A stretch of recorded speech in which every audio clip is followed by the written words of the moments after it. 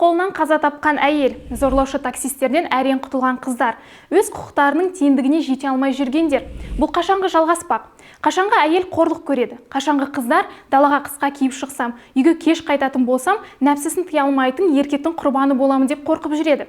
Баршаға сәлем. Бүгін дәл осы мәселені қозғаймыз. Сіздермен мен Шолпан Сағадат. Бастамас бұрын арнаға жазылып, қоңырауға басуыңызды сұраймын. Қолдауларыңызға алдын ала алғыс білдіремін. Кеттік. Өкінішке қарай, қанша жерден Қазақстан заманауи дамыған ел, азаматтарының көкірегі ояу, білімді десек те, бұл проблемалар толастайтын емес. Бізде зорлық-зомбылық неге азаймайды? Неге үнемі қыздар, әйелдер жәбір көреді? Жақында ғана Түркістан облысында ер адам, бірақ бұндайларды ер деп айтуға, жалпы адам деуге аузым бармайды. Әйелің өз балаларын көзінше өлтірді. 4 бірдей бала әкесі анасын өз қолымен сабап өлтіргенін көрді. Туысқандары мен көршілерінің айтуынша, отбасында бұған дейінде ұрып-соғу жағдайлары орын алған. Демек, бұл әйел де сол баяғы күйеуіне қаржылай тәуелді болғандықтан, балалар үшін жұрт не дейді, туыстар түсінбейді деп шыдап жүре берген әйелдердің қатарынан. Қазір көп жағдайлар ашық жазылып, көптеген ақпарат көздерінде жариялануда. Статистикалық мәлімет арқасында жыл сайын Қазақстанда 400 әйел тұрмыстық зорлық-зомбылықтан көз жұматынын білеміз. Жыл сайын артып жатқан қатыгездікті қалай тоқтатуға болады? Ол үшін әйел өз құқығын қорғау керек. Ал егер заң қорғамаса, егер құқықтары болмаса, ол не істей алады? Шалғай ауылда жүрген ерлер бұл заңды біліп те жатқан жоқ. Шығарылып, мың өзгертіліп жатқан заңдар жұмыс жасамайды.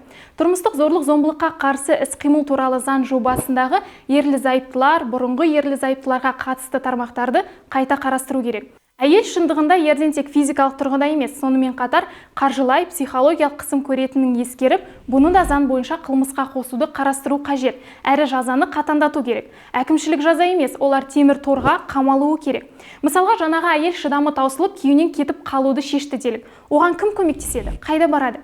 Көбінің төркіні қабылдамайды, оған баруға да дәті жетпейді. Ауылдық учаскеге барса, ол да көмектеспес. Ауылда бәрі бір-біріне туыс, таныс. Одан қалды күйеуім ғой, ертең келіп кешірдім, өтінішімді қайтып аламын десе, маған артық жұмыс тауып қоясын деп, өзінді айнытып жібереді. Нәтиже бар ма? Жоқ. Бүгінде 150 ыстық желісі бар.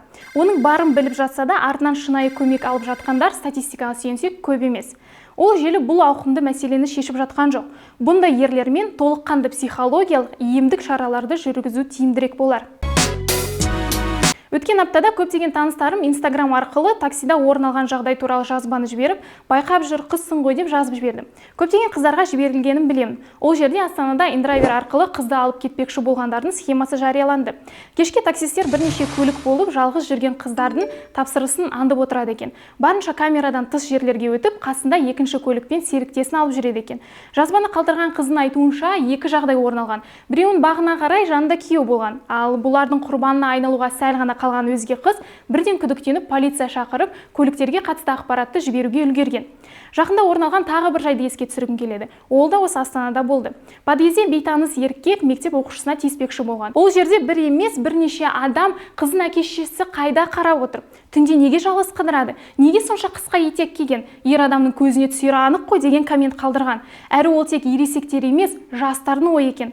Бізбен қатарластардың, тіпті бізден кіші жастағылар бұлай ойлайтыны қынжылтады. Қоғам қыздарға көп жерде кінә өзіне деген ерсі айыптаулар жаудырып жатады. Сонда ер адамның өзін-өзі ұстай алмауы ешкімді толғандырмайды, е? Ал бұл шынымен де қарастыруды талап ететін үлкен мәселе. Қоғам болып бұл мәселені шешу керекпіз. Бұл саналық деңгейде дұрысталғаны жөн.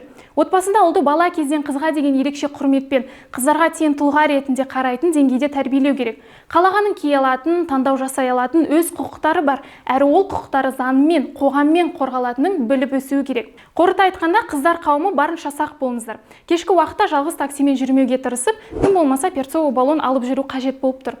Әйелдер болса зорлыққа көне бермей, көмек бере алатын мекемелерге жүгініп, мәселесін шешуге тырысуы керек.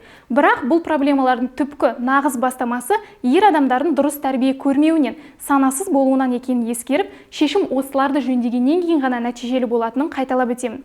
Бүгінге осы талқыланған тақырып бойынша ой қосам деушілер видео астына комментарий қалдыра отырыңыздар. Қазақ тілді контентті дамытуға өз үлесіңізді қосыңыз. Келесі кездескенше.